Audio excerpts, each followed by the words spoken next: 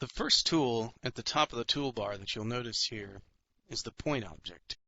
Now intuitively, when you talk about points, lines, shapes, curves, solids, the point object seems like the building block, the beginning where you'd start if you were going to create a scene, several objects, a single object, a complex project, or what have you. But in Rhino, the point tool is actually fairly advanced and not something that really is necessary for most modeling.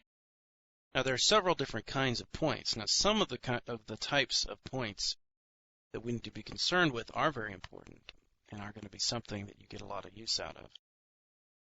This panel here, as you can see, starts with a very basic single point tool.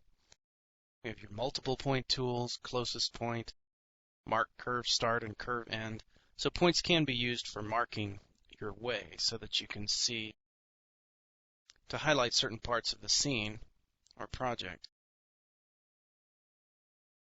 Now there's a single point.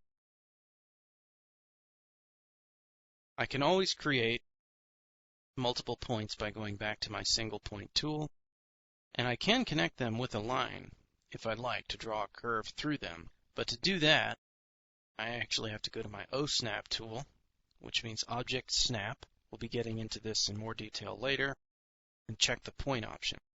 And what that means, my cursor is naturally going to snap to points. So I can left click, left click, left click, left click, left click. Right click to finish the curve, and it's used these points as guidelines. I'm going to highlight all of that, press delete. Multiple points allows me to continue left clicking and dropping points until I'm finished with a right click. As you can see, there's several uses for points, but in general, the curve shape is going to be what you start with almost every time when you're creating a 3D object in Rhino. The other type of point, which I'll demonstrate just briefly,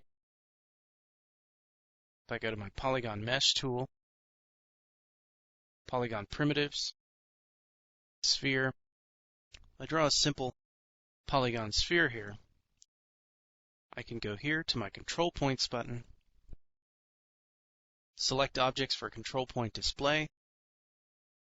I click my sphere, press Enter, and now, again, we see points. As you can see, there's a point at the corner of each polygon, each triangle, or each rectangle.